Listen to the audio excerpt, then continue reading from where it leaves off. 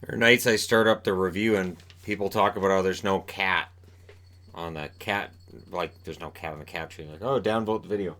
Shadow's often up here. You just can't see him because he's a black cat. So he is there. No, no, no. Nice. No. No. Okay, I'm not getting hit. It's not going to happen. Ha, he tried to hit me. Well, he didn't. He just threatened to. Anyhow, tonight was an interesting night in hockey. We had a lot of games on at the same time, so I did my best to follow everything. Let me just go ahead and scooch this over just a little bit. Turn her just a little bit. And, in fact, yeah, that'll do. All right. So let's start things off with the schmozzle. There was a meeting between two teams with 7 or more wins in a row. It's the second time it's happened in NHL history. And the funny thing is, the only other time it happened was a game that we talked about, where it was Columbus against Minnesota. Remember, Columbus was on like that insane winning streak, and so was Minnesota, and they clashed, and then nothing came out of their winning streaks. This game didn't start out like it finished. The Bolts pushed at 3 minutes. It seems kind of silly for me to go through the notes, but what the heck. Power play for Tampa. After killing it off, Vancouver gets a power play. Horvat hit a crossbar. Gee, if that had gone in, it could have changed the whole game. No. The Bolts get another power play. The shots were 8-2 for Tampa at 16 minutes. And it's not just that Tampa was out shooting them. It was the level of shots they were getting. But the Canucks to this stage hadn't been bit by it. Pettersson scores from Besser at 18:58.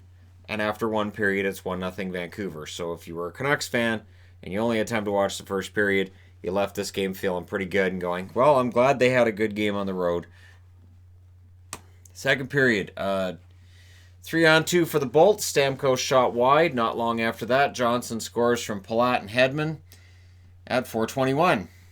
The Bolts then drew a penalty via their pressure, and there was a lot of pressure by Tampa. Stamkos then got a goal from point at 10 minutes and 10 seconds. The Canucks got a power play shortly thereafter. They had one shot on it. Eriksson scored from Horvat and Tanev at 14:05, and I thought it was noteworthy. Louis Eriksson, I thought, was playing a decent game. Here we are. It's a 2-2 tie.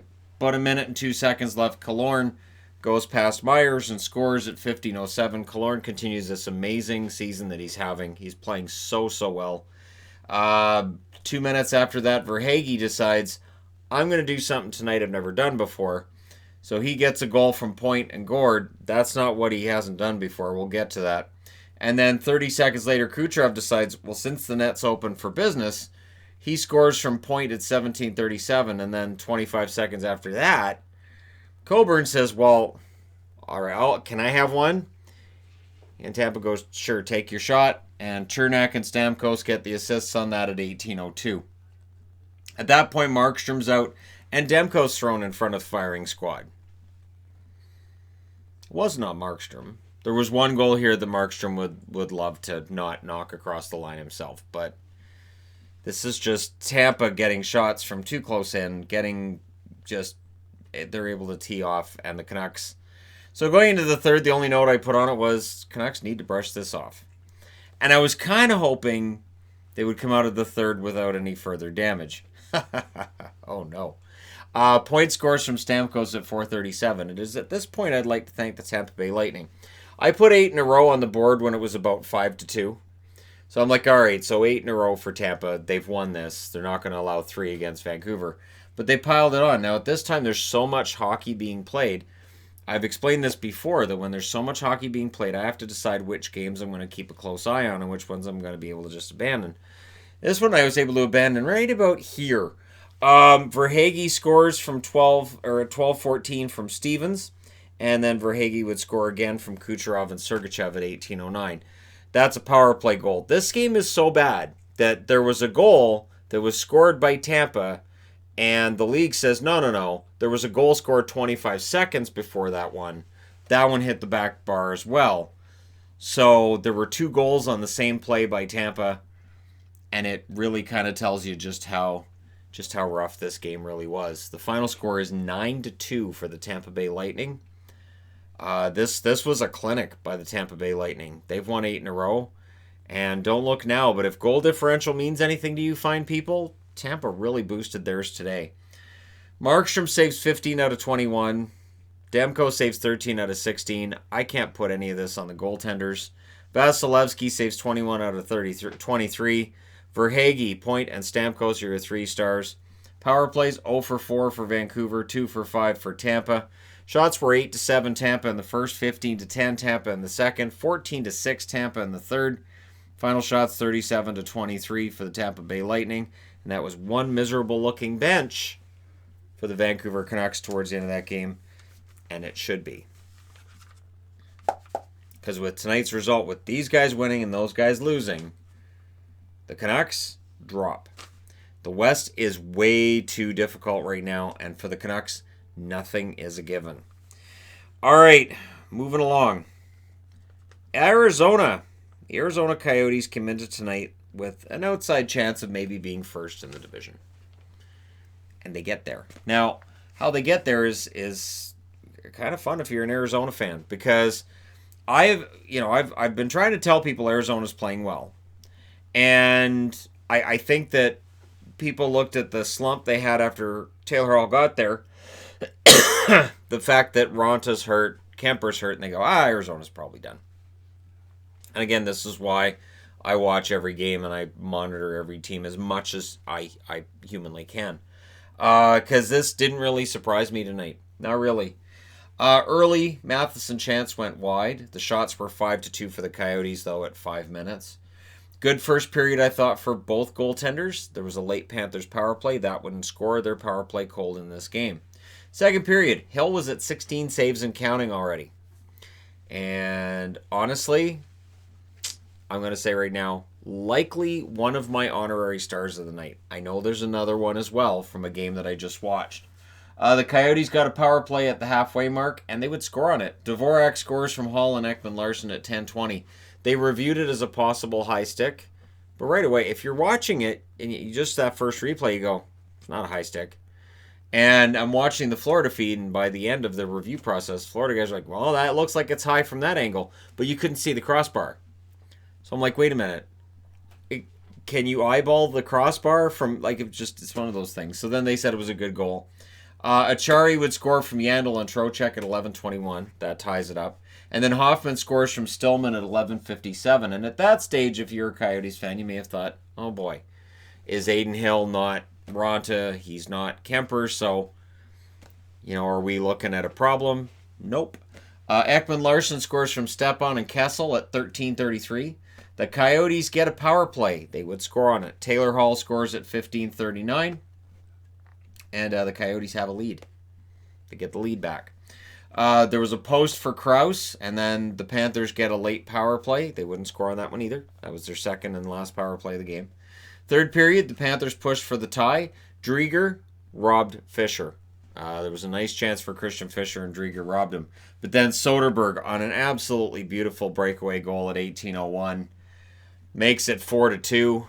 And so for Florida, that had to be really frustrating because they were trying to get the goalie out. And then, being rude, Arizona scores. So there you go. They pull the goalie with 1 minute and 30 seconds left, which allows Krause to get an empty netter from Kessel at 19:12.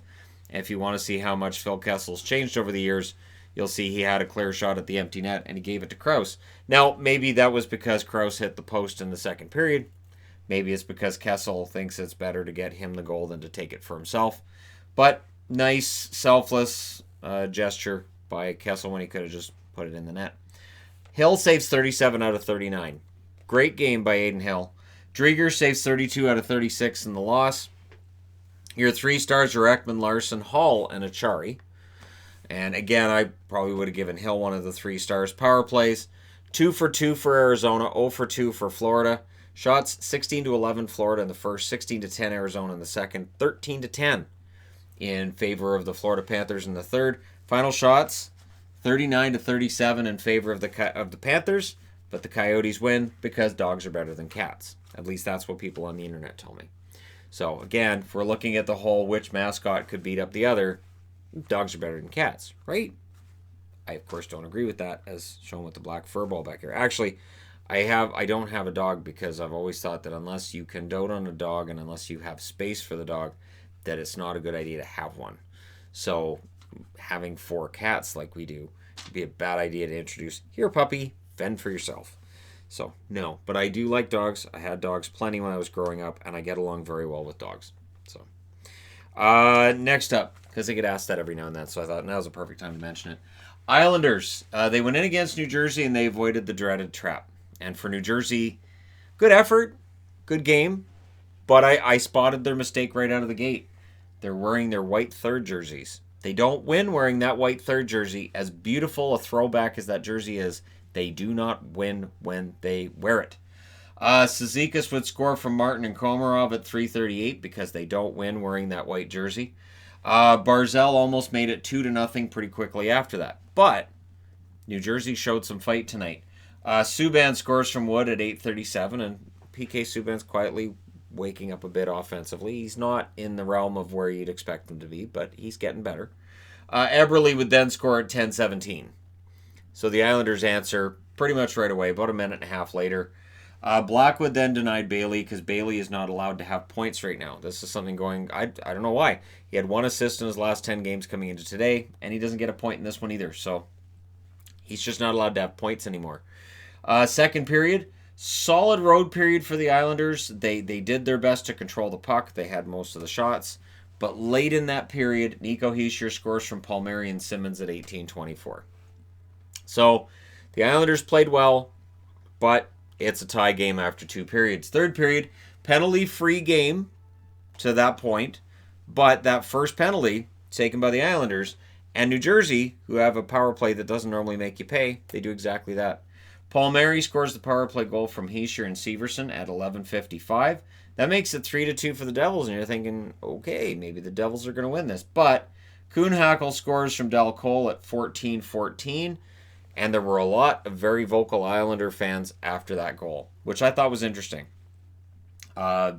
These games where you have teams that geographically are really close to each other, you see that where there's crossover in the fandoms and the crowd. That being said, I live in Western Canada, where if Toronto or Montreal comes out here, you'd think you're in Toronto or Montreal when they score as well. So it's common, and I like that with hockey crowds, to be honest, when there's a mix. Makes it more interesting, I think. Grice saved 32 out of 35. We'll get there because it goes to overtime. I'm not used to New Jersey forcing overtime. Boquist had a break and shot wide, and the refs had put their whistles away. I'm going to say right now, if you're a New Jersey fan and you're going, hey, there should have been a penalty on the Islanders there. If you're an Islanders fan saying, hey, there should have been a penalty on the Devils there, I agree with both fan bases. There were a couple of pretty egregious things I thought going on in the overtime. I thought, oh, okay, they're just putting the whistles away. Which caused the Islander fans in the crowd to jump up and yell, and it caused the Devils fans to jump up and yell, and I was like, yeah, they both got a point. Beauvillier had a breakaway that missed. However, the Islanders would get the goal. Lee scores from Taves and Barzal at 4:09 of the overtime. So they do win it 4-3 in overtime. Now I can say Grace got 32 saves on 35 shots in the victory. And Blackwood saved 37 out of 41 in the loss. I thought Blackwood played fine. 3 stars are Lee, Hischier, and Palmieri. Power plays, nothing for the Islanders, 1-for-1 for New Jersey. So that'll bring their percentage up a little bit. Shots were 11-8 in favor of the Islanders in the first, 18-12 Islanders in the second. Like I said, they played very well in the second, could not solve Blackwood. And in the third, it was 13-10 in favor of the New Jersey Devils. In overtime, both teams got 2 shots. Final, 41-35 were the shots in favor of the Islanders, who do win the game. But, yeah, pretty solid game all around. And at least New Jersey's putting up entertaining results. They're not winning, but they're still entertaining results. New Jersey fans aren't crazy. They are well aware of their playoff chances being virtually nil. So, you know, if they're going to lose a game, at least go down fighting kind of thing. So, yeah, pretty good game overall. Next up, this was not. And again, like I said about this one over here, there's a point in time where I'm like, okay, there's 8 games on and I can't follow 8. That's just too much. So I'm going to have to let this Washington-Ottawa game go. We know what's going to happen. Now, Anisimov scores from Balcers at 5:40. So I thought that could be kind of fun because the Capitals were getting a majority of the shots, but Senators get that first goal. The Caps were leading, but Anderson was good. So Caps were getting the shots, but Craig Anderson was good early. Samsonov stopped Tkachuk in that last minute. And I thought that was important. I'm like, okay, he keeps it at 1-0. Ottawa's not getting ahead in this. They really weren't. Oshie scored from Vrana at 1:19 to tie it. And once it's tied, nope. Ottawa's not winning this. Gudas scores from Kuznetsov and Kempny at 8:32. The Senators got a power play. They didn't score on it. That's the only power play in the game. Like I said, we're getting to that point in the year where power plays may start to become more and more sparse and rare.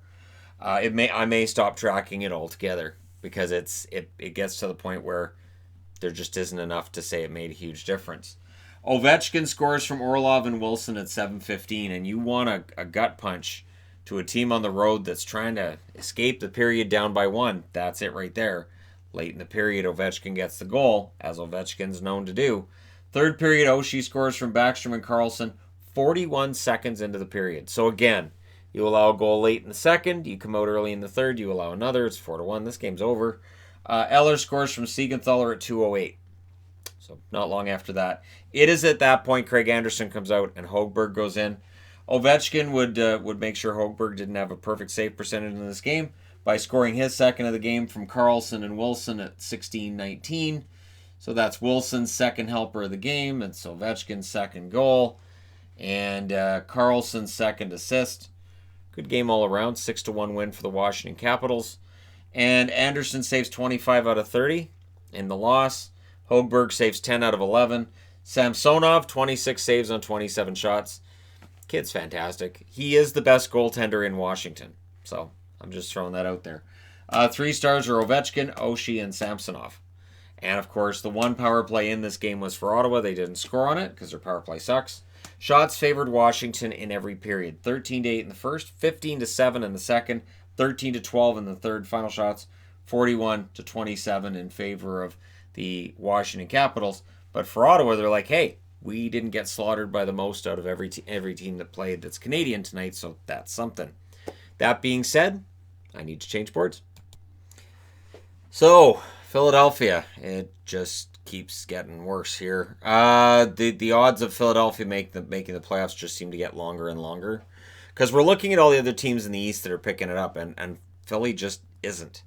And I'm not sure where the problem lies, but let's get into it, because they actually had a really good start to this game.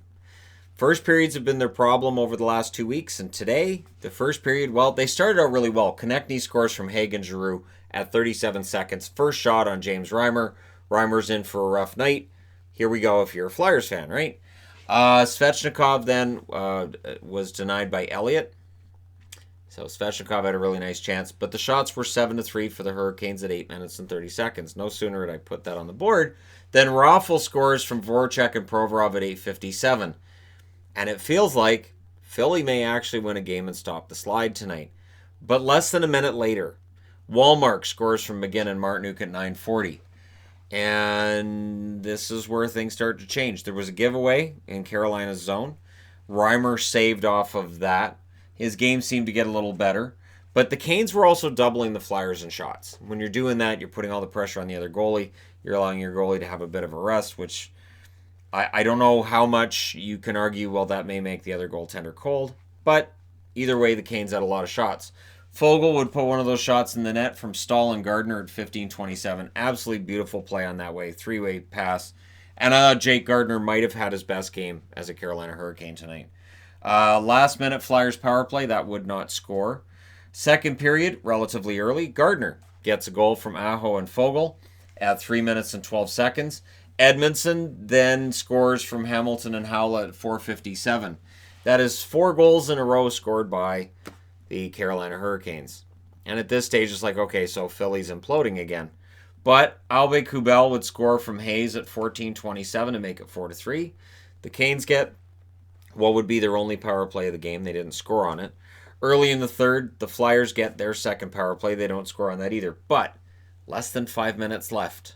Trying to defend the lead, Sanheim scores from Myers and Couturier at 15:49. We got a tie game. The Canes did pressure around the 17-minute mark, but The Flyers held and get to overtime. In the overtime, Svechnikov very nearly ended it early. He didn't. However, Hamilton would score from Aho and Netchus at 1:56, and it's a 5-4 overtime victory for the Carolina Hurricanes. So, nice victory for Carolina. Frustrating loss for Philly because that's a rival they need to make sure they keep pace with. They get the 1 point. Carolina gets 2. Elliott made 28 saves on 33 shots. Reimer saved 17 out of 21. I don't think Reimer had a great game. He didn't face enough shots. 3 stars, Hamilton, Gardner, and Foegele. Power plays 0 for 2 for Philly, 0 for 1 for Carolina. Shots were 16-8 for Carolina in the first, 10-9 for Philadelphia in the second, but in the third, 7-3 in favor of the Carolina Hurricanes. So one of those 3 shots got through Reimer. Like I said, they just didn't get enough shots. There was only the one overtime shot. That was the shot that mattered by Hamilton. Final shots 33-21 in favor of the Carolina Hurricanes. So for Philly, not generating enough shots. And their schedule really doesn't get easier from here. This road trip, though, has just been absolutely brutal. It's just gutting them. So we'll see if they can turn it around when they get back home. Next up, Colorado.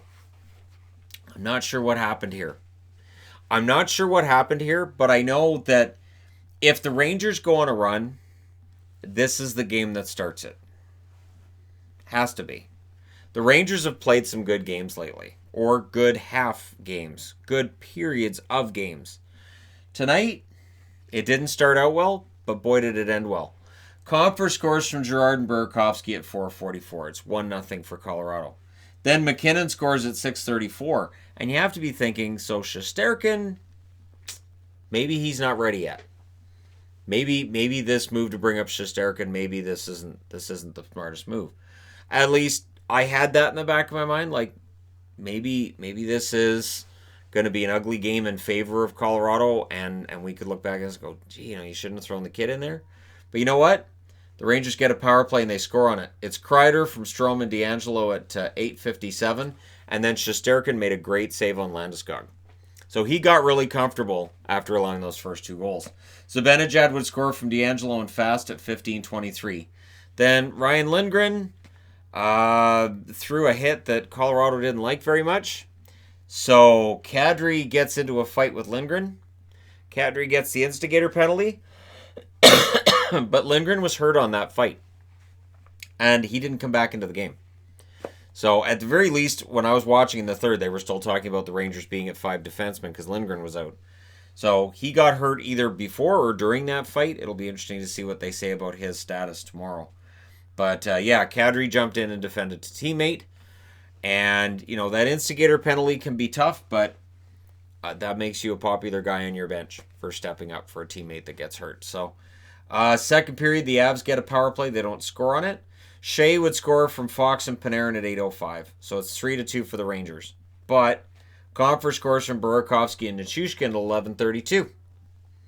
Then Kakko gets a break. And he hits the post on it. So it's a tie game. Maybe Colorado can come back from that because, they hit the post. But you know what? Hitting the post doesn't deter the Rangers. Strome gets a goal from Fast and Panarin at 13:39. And so Ryan Strome continues his hot streak that he's been on all season. And it's 4-3 for the Rangers after 2. Third period. The Avs get a power play early. The Rangers got a power play shortly thereafter. And Shesterkin had really recovered from his slow start from when they were down 2-0. Grubauer held with about 3 minutes left. They pull the goalie with 2.5 minutes left. The Avs call a timeout. The timeout, again, you're giving the defenders time to rest as well. Panarin would score an empty netter from Zibanejad and Fast at 19:32. Panarin had a solid game overall, although both of his assists, from what I've seen, were secondary assists. So there's people who track that. And I don't know, I find it silly. But somebody who wants to pick apart Panarin's game could say he had 2 secondary assists and his goal was into the empty net. I would answer with he got 3 points. He got 3 points, and teams don't care how you get 3 points. Grubauer, 24 saves on 28 shots in the loss. It is Shesterkin's first win in his first start in the NHL. 29 saves on 32 shots. 3 stars, Panarin, Strome, and DeAngelo. Power plays 0 for 3 for Colorado, 1 for 3 for the New York Rangers. Colorado is in a slump now. This is slump territory. Shots 11-9 in favor of the Islanders in the first. Second period, 10-9 in favor of Colorado, and in the third period, 13-9 in favor of Colorado. Final shots, 32-29 in favor of the Colorado Avalanche. Not too bad. Not too bad of a game for the New York Rangers, and coming back from 2-0 down. We'll see if this is the start of something. Next up, Montreal. What? I'm not a Montreal fan. I won't claim to be. Okay. This has to be a new low, doesn't it? It has to be a new low for their season. Kovalchuk to Tatar almost led to a goal early. Kovalchuk played well. And then I kept hearing the announcers talking about Kovalchuk's shot and Kovalchuk's offense, and I kept saying to the TV, though it couldn't hear me, he is no longer the big goal scorer. He prefers to set things up. He doesn't have the shot anymore. He had 16 goals last season. I think he had 7 goals so far this year in LA. He is not the big goal scorer he was, but he can pass the puck. Lindgren looked good early, and then Lehkonen scores a shorthanded goal at 12:48. So we come out of the first period with Montreal ahead 1-0. And I'm looking at this game and going, of all the games that are being played, I'm pretty sure Detroit, coming back to beat Montreal. Montreal's desperate. They're on a losing streak. They know they have to win this. They should be good. Second period, Suzuki scores a power play goal from Domi and Kovalchuk at 6:30. So Kovalchuk with 2 points in 2 games with Montreal. All is well. It's 2-0. The Wings get a power play. They don't score on it. And then Nielsen scores from Smith and Bowie at 12:22. Franz Nielsen, who didn't score a goal at all until recently. Now he's at 2.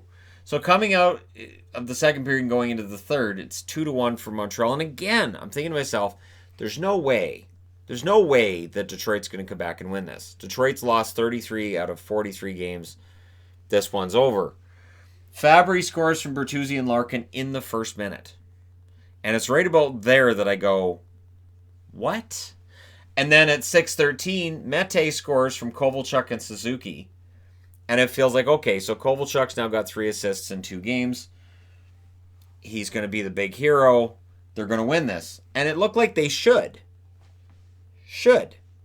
But Detroit with some fight in him. Nielsen scores again.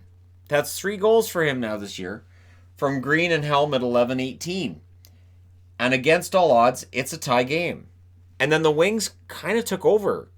There were large portions of this game where the Wings were the better team. And I'm not sure how that happens. And if somebody's going to... You may hear, well, they just played against Winnipeg. And no, this is Detroit. This is the team that everybody goes in. And Detroit's very nice and they're very friendly. And you just go in and beat Detroit. That's what everybody does. But the Wings pressured with 5.5 minutes left, and then with less than 4 minutes left, Zadina scores from Erne and Filppula, and I write on the board, what's happening? What is this? Because you could tell at that moment, Montreal's not tying this up. They did pull the goalie with 2 minutes left. They did call a timeout shortly thereafter. They weren't tying this up. They put on pressure, but Detroit held, and Bernier held, and Montreal loses tonight in Detroit 4-3. That's Detroit's 11th win on the season. They've now equaled the San Jose Sharks in their second year when they went 11-71-2. It was an 84-game season that year. So Detroit's not one of the worst teams in history, I guess. Lindgren, 26 saves on 30 shots. Bernier, 23 saves on 26 shots in the win. 3 stars are Zadina, Nielsen, and Suzuki. That Philip Zadina is starting to look like the guy they drafted. And all this talk about him being a bust may have been premature. I didn't have that talk, but I know that talk's been around the hockey world. Montreal 1 for 5 on the power play. Detroit 0 for 4. Shots were 12-6 Detroit in the first, 11-10 Detroit in the second. In the third, Montreal outshoots them 10-7, but 3 of Detroit's shots go in the net. Final shots 30-26 in favor of Detroit. So for Montreal, this was supposed to be that gimme on the schedule. Nope. More like, give me that back. We get a do-over. That doesn't count. That's not a real game. No, it counts. San Jose, good game here. This was actually a pretty good game. Now, the Blues have kind of this ownership over the San Jose Sharks ever since this has been pointed out. Ever since the hand pass goal, we all remember the hand pass goal in the playoffs last spring. Ever since then, the Blues have had their number. Shots were 4-2 Blues at around the 7.5 minute mark, but it felt like San Jose was playing a pretty good road game at that point. And Dell withstood a barrage by the Blues in the last 2 minutes of that period. There was a nice barrage by St. Louis, and Dell withstood it pretty well, considering St. Louis outshot him by 2-1 in that first period. They doubled him in shots, and Dell stood tall. Second period, about 5 minutes in, things start to change. Bozak scores from Steen and Shen at 5:39. Barbashev then had a breakaway. Dell makes a fantastic save on the breakaway, but they can't clear the puck. So Barbashev gets a goal from Sundqvist at 6:59. So on the same shift, he puts that one in. He makes no mistake. That time it's 2-0. And then it looked like Couture crashes into the boards, but the way that he was grabbing at his knee had Darren Pang concerned that maybe a skate had cut him. The way that he was actually reaching inside of his equipment and putting his hand there for pressure. What it looks like happened was that his knee smashed pretty good into the boards, and I don't know what that says about the condition of his knee, but he is one of the toughest players in the National Hockey League. He's proven that with playing through injuries and through being hurt. Hopefully he's okay. Third period, there was an early Sharks power play. They would score on it. Timo Meier gets that power play goal from Erik Karlsson and Barclay Goodrow at 2:14. But St. Louis does what they do. They answer. Perron from O'Reilly at 4:07. It was a beautiful... It looked like a set play. One of those ones right off the face-off, but Perron just wired it. And Dell still doesn't know where that puck was. But that made it 3-1. Kyrou then had a goal. It was a nice goal, but it was challenged as offside, and so it didn't count because he was offside. And as soon as the announcers looked, they go, yeah, that's coming back. That's an offside. There were a couple of those tonight. The Blues then get a power play. During said power play, Erik Karlsson scores a shorthanded goal at 16 minutes and 50 seconds. So Karlsson with a goal and an assist. Assist on the power play and a power play, and then a goal shorthanded. But that's as close as they get. The Sharks call a timeout with 25 seconds left. They did pull the goalie. They just could not get that tying goal against Jordan Binnington. Tonight is the 1-year anniversary of Jordan Binnington's first start in the NHL. They mentioned it 50 million times during that game. They mentioned it on Sportsnet tonight a few times as well. He's had a pretty good record considering he's got 1 year in the NHL so far. And his record's excellent. So Dell saves 24 out of 27 in the loss. He played well. And Binnington saves 27 out of 29 in the victory. Your 3 stars are Barbashev, Bozak, and Dunn. Power plays, 1-for-1 for San Jose, 0-for-3 for St. Louis. So San Jose, great percentage, just they only had the one. Shots were 10-5 St. Louis in the first. San Jose outshot them 11-9 in the second, 13-8 in the third. Final shots 29-27 in favor of the San Jose Sharks. They just could not tie it. They did their best, they just couldn't get it done. And for San Jose, again, the playoffs are fading with these results. Not getting a point, watching other teams in the West winning and pulling further and further ahead. It's going to be really interesting to see. I think, we're up to January 7th. We can start having conversations about the trade deadline pretty darn quick here and who's going to be sellers and who's going to be buyers. And I really think San Jose somehow is going to end up being sellers. Not full out, we want to be last overall because they don't own their own draft pick. But we want to somehow make this season worthwhile and give our fans something to look forward to next year kind of way. So trying to salvage things and save face considering they don't have their own first round pick. But we'll see what they do. Anyways, I now need to change boards. I ran out of the number 4 in the helmet magnets that I use. So these magnets are helmet stickers from O-Pee-Chee packs back in 1985. I'm just explaining. And these are ones I got from Amazon that you use for boats. They're made to be used as numbers on boats. So if you see those numbers and you go, I for some reason want to go out and jump on the lake, It's because they're boat numbers. I don't know what specifically makes them boat numbers. I think they work perfectly fine as magnets. Nobody's shown up at my door, I happen to be walking by and noticed you're using boat numbers on your board there. Can't be either for boats. It's illegal to be using those numbers for something else. All right, let's get into Boston and Nashville, shall we? Nashville fans have to be loving that because it'll be more interesting to them than the game. This is what Boston needed, and this is not what Nashville needed. Or maybe it is. Maybe tonight John Hines found out this is what you're up against. It's kind of like New Jersey, but it's west of New Jersey, south of New Jersey, and you have a lot of guys making a lot of money that aren't justifying their salaries right now. There was an early 4-on-4, 14 seconds in. We end up with 4-on-4 play. Pastrnak scores during the 4-on-4 play, so that's technically an even strength goal from McAvoy and Grzelcyk at 136. That was their second shot. Second. The Predators get a power play. The shots, though, were 10-4 for Boston at 11 minutes. Predators almost got one around the 14-minute mark, but it's 1-0 Boston after one. And it was a rough game. The puck went in, but the Bruins net was off. So the referees all get together, and they decide, okay, so it was a Bruin that knocked the net off, right? Yep. Okay, we'll count the goal. So they count the goal. The crowd goes nuts. They start the song and the hey, you suck and all that.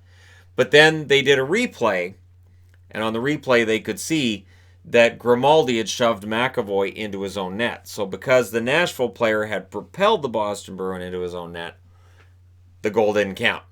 So they went, good goal, psych, was basically what happened there. The Predators get a power play, and then the worst thing that can happen to a power play happens is Heinen scores a shorthanded goal from Grzelcyk and Coyle at 8:21. The Bruins took forever to get their first shorthanded goal this year. They're now up to 3. So again, that's not a 5-on-5 goal. Technically, neither's the Pastrnak goal if I really want to split hairs. So they still don't have a 5-on-5 goal in this game. There was another Predators power play, and they score on that one. Forsberg scores from Duchesne and Yossi at 10:54. The Bruins, though, got a late power play, and Bergeron makes them pay. He scores from DeBrusk and Marchand at 17:42. So Boston's up 3-1 after 2, and it's a frustrating score for Nashville fans because they felt like they deserved more. They definitely thought that goal should have counted. That didn't because Grimaldi shoves McAvoy. But don't worry, that kind of call makes you upset. We get to the third period. Third period, Wagner scores from Lindholm and Krug at 2:51, and Rene jumps up like he's been run over by a Bruin because he was. But on the replay, it shows that Jared Tenorti pushed Wagner into his own goaltender. So, yeah, they didn't challenge it. But Rene wasn't happy. They didn't challenge it because obviously coaches looking on the replay on their little iPads there go, yeah, we can't challenge that. So, there's a goal because a Boston player hits their goalie, and then there's the goal wiped out because, anyways. Chara and Trenin then had a fight, and I got to say this, Jakub Trenin, good job. He didn't get beat up. He even kind of buckled Chara a little bit there in that fight. The Predators then had an extended 5-on-3, and that was really the game. It really was. They could not score on that 5-on-3. The Bruins get a late power play. They don't score on it. But the Predators would get a power play after. Granlund would score from Ekholm and Forsberg at 18:06. So that makes it a close game. So they pull the goalie with 1 minute and 10 seconds left. And then Krejci scores from Rask at 19:05. So that salts it away, right? Well, yes. But then Coyle would score from Ritchie and Heinen at 19:27. Rene's back in the net. And Coyle has never had an easier goal because the puck just ends up in front of him. There's an empty net there because Rene was playing Ritchie on the other side, and it's in the net. So it's 6-2 is your final in favor of the Boston Bruins. Tuukka Rask saved 34 out of 36. He had a very good game. Rene saved 30 out of 35 at the Nashville end. 3 stars are Bergeron, Heinen, and Rask. Power plays 1 for 3 for Boston, 2 for 7 for Nashville. So their power play was pretty good. Got to find some silver lining, I guess. Shots were 13-8 in favor of Boston in the first, 16-13 in favor of Nashville in the second, and 12-10 Nashville in the third. Both teams had 36 shots, but six of Boston's went in. So this is the kind of win Boston needed. Now I need to see it again in one more game before I'll go, okay, Boston's coming through this. But maybe that loss at home against the Oilers, maybe that woke them up. They go back home now after this. It's a one-game road trip. They go right back home, and we'll see in their next home game what happens. But for Nashville, it's a frustrating result because, again, much like San Jose I was talking about on the last board, they're watching other teams win and get points ahead of them. All right, next up, Calgary. This one will be a quicker one to review because the Flames went in against Chicago, and there wasn't a lot of scoring in this one. And considering these teams have played each other recently, there wasn't a lot of drama either. The Hawks got a power play. Their shots were 6-3 in their favor at 7.5 minute mark. There wouldn't be any scoring until the last minute of the first period. Kubalik scores from Boqvist and Kane at 19:28. So going to the second, it's a 1-0 game for Chicago. But 14 seconds into that second period, Elias Lindholm, he likes playing against Chicago. He scores from Tkachuk and Brody at 14 seconds. The Flames got a power play. It then became a 5-on-3 for 1 minute and 5 seconds. The Flames are one of 10 teams in the NHL that have not scored a goal with a 5-on-3 power play this year. And Smith complained, as he was the one that took the penalty that made it 5-on-3. And I actually thought, I put Smith complains up there because I thought Zach Smith was complaining so much, so loud, and so often. I thought he was going to get a misconduct penalty on top of it. And I know the referee came over and told him to zip it. At least that's what it looked like he did. The Hawks call a timeout. They don't allow the goal there. They do allow a goal. Lindholm from Tkachuk at 16:01, so it's 2-1 Flames after 2. Third period, the Flames get a power play. Then it turns into a 5-on-3 for 1 minute and 17 seconds. And guess how? Zach Smith takes a penalty while penalty killing again. And again, he didn't seem so happy about it. He didn't complain as much, though. I have the feeling the referee's like, okay, that's enough. He didn't complain as much that time. Crawford then robbed Johnny Gaudreau. Crawford was fantastic during those penalty kills. The Flames power play failed to score in that situation twice. Twice with 5-on-3 for an extended period of time. Could not score. There was a post for Connor Murphy as the Hawks pushed. They got a power play. Just couldn't get it. They pushed again at the 16-minute mark. They could not tie this game. They pulled the goalie with 2 minutes left. The Flames called a timeout with 50 seconds left to give their defenders a rest. It worked. Talbot saves 31 out of 32. Don't look now. Cam Talbot's their best goaltender. For right now, Cam Talbot's the goalie that's winning games and putting up better numbers than David Riddick. Crawford, 26 saves on 28 shots in the Chicago net. 3 stars are Lindholm, Kubalik, and Talbot. Power plays 0 for 4 for Calgary, 0 for 2 for Chicago. Shots, 14-6 Chicago in the first, 14-12 in favor of Calgary in the second, and 8-6 Calgary in the third for a final shot total of 32-28 for the Chicago Blackhawks. But for Calgary, with that win combined with Vancouver's loss, they jump back over Vancouver into that number 4 spot, and we'll see what happens from here. We've got a very volatile Pacific Division because the team that had been at the start of it, the team that had been at the head of it tonight, lost and is no longer first. Yes, Vegas with this loss tonight against Pittsburgh, they are now second place in the division behind Arizona. At least that's what Sportsnet showed me. So, Pittsburgh gets off to a fast start in this, and it's a good thing because they were dead most of the night. Malkin scores from Rustin Cahoon at 2:53. Less than 5 minutes later, Hornquist scores from Johnson and Letang. Yes, Jack Johnson with a point. 7 minutes and 10 seconds in, it's 2-0. But Vegas really outplayed them after that. Like, embarrassingly, by a wide margin, outplayed them. Vegas gets a power play. Both goalies made key saves as this period went along. So we go into the second period. Pittsburgh gets a power play, and they score on it. It's Dominic Cahoon from Marino and Ricola at 4:18. So Marino, another point for the rookie, and Ricola, gotta love the name. Anyways, it's 3-0 Pittsburgh. So lights out, right? Because Vegas doesn't come back from 3 goals down. Yes, they do. They did that against St. Louis. So now their fans know they can do it. And so do the announcers, and so do the guys on the bench. Pacioretty scores from Hague at 7 minutes and 11 seconds. Vegas pushed at 8 minutes. Jari was holding, but he wasn't getting much help from his defense in front of him. Then Jari nearly scored on himself. There was a play where he thought it was going offside or going for an icing. So he's kind of trying to play, but it almost went in the net. Scary moment. Vegas gets a power play, and then they do get another goal. It's Stastny from Theodore and Stone at 14-18, and don't look now, but with that power play goal, it's a 1-goal game from 3 goals down. So Vegas, can they do it again? They pushed for the tie. Fleury denied Galchenyuk. It was a nice shot by Galchenyuk. Pens were barely holding on to that lead. Really. Third period, I thought the Penguins needed a strong third, and they had it early. Brandon Tanev with a nice goal on a beautiful pass from Letang. Bluger gets the secondary assist at 2:15. And you get the feeling that takes the starch out of Vegas. The fans have been very loud. The team had been a step faster than Pittsburgh, and that really kind of slowed that down. But the Penguins got a power play and a delay of game, and they didn't score, and that seemed to shift the momentum again in Vegas' favor. Vegas would score. Riley Smith from Stevenson and Schmidt at 12:45. Chandler Stevenson has been a perfect fit for the Vegas Golden Knights. Vegas, once again, picks up a player that some other team didn't want. They don't pay a huge price for it, and they turn him into what they envisioned him to be. They have, I think, some of the best pro scouts in the National Hockey League. Vegas has had this from day one. People talk a lot about how Vegas has built this good team and they had a lot of help. The expansion draft is fine, and you can point out at the expansion draft how many teams they ripped off and how many players they got they wouldn't have if they drafted in the 90s, the expansion draft.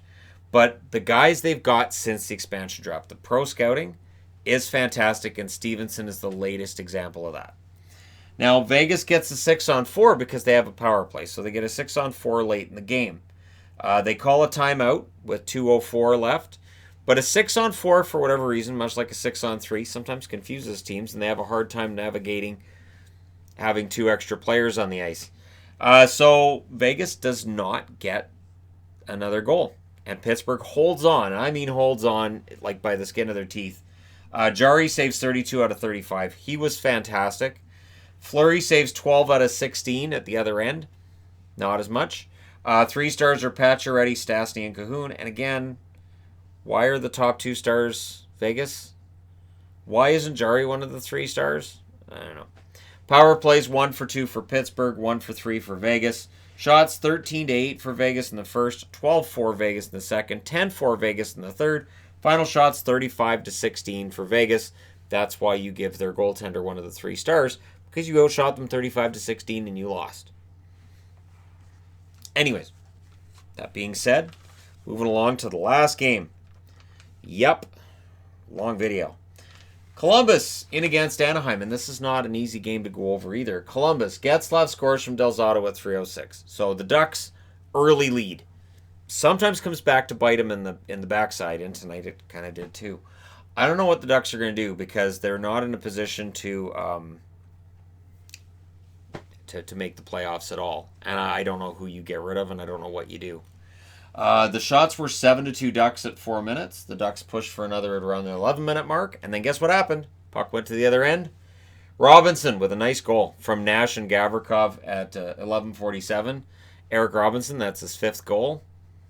These guys who are coming in as injury replacements, pretty good players. So 1-1 after 1. Early in the second, Ondrej Kase scores a unassisted goal at 24 seconds. And you get the feeling like, okay, this is going to be a big boost for Anaheim. Well, there was a good early stop by Miller. Miller had an okay game. And Columbus had a power play that was killed off. Shots were evening up for these 2 low-scoring teams. And then, guess who gets a goal? Now, Nathan Gerbe. Why'd you say Gretzky? Nathan Gerbe gets a goal from... He never played for Columbus. Gerbe scores from Dubois at 18:37, and with less than 2 minutes left in that period, Nathan Gerbe, shortest player in NHL history, 5'4", gets another goal. Score one up for the little guys. There was an offside that failed. There was an offside challenge on the Gerbe goal. What had happened was, yes, the Columbus player is offside, but the Anaheim player, Lindholm, knocked the puck back into his own zone. Thus, it's not an offside. If you knock the puck back into your own zone, offsides are not a problem. So they challenged on it. A lot of coaches would, but yeah, it wasn't offside. Power play for Columbus because of that call. And guess what happens? It's a 2-goal swing. Werenski scores from Dubois and Nyquist at 19 minutes and 49 seconds. 11 seconds away from ending that period, and the power play goal goes in, and we have a 3-2 lead for Columbus. That goal hurt. Merzlikins in the third period denied Fowler. Fowler had a really nice chance. The Ducks get a power play, which turned into a 4-on-4. The Ducks just kept shooting themselves in the foot. Merzlikins was playing like a wall, though, when he was tested. So at 14 minutes, he was tested, and he was great. Columbus was guilty of hanging on. Absolutely 100%. But Anaheim pulls the goaltender, and Werenski hits the empty net from Dubois at 18:27, and that cinches it. Now, in the last minute, Kasha would score from Fowler and Getzlaf at 19:17. That's his second goal of the night. I mentioned in my video on guys that I thought would maybe pick it up scoring-wise in the second half. That's a good start for Kasha. See if he can keep it going. But they don't have enough. They pull the goalie. They don't have enough to tie it. Merzlikins saves 37 out of 40 in the victory. So that's another win without Korpisalo. Miller, 23 saves on 26 shots in the loss. Werenski, Kasha, and Jones are your 3 stars. I probably would have thrown at Merzlikins, a 3rd star, but I have a soft spot for goalies. Power plays 1 for 3 for Columbus, 0 for 2 for Anaheim. Shots are 15-8 for Anaheim in the first, 14-9 Columbus in the second, 16-5 Anaheim in the third. Final shots 40-27, and Anaheim's it's a frustrating pattern with Anaheim that they just don't quite have enough offense to get quite enough goals to win games. And then on a night like this where they get 3, they allow 4. So, there you go. You guys are all caught up. Let me know your thoughts in the comment section below. As always, don't forget to hit like and subscribe if you're browsing your way through. You just happened upon this video, and I made it. Tomorrow there's only 3 games, and so I'm going to have a nice little bit of a break. Thank you guys so much for all your support. I'll talk to you again soon.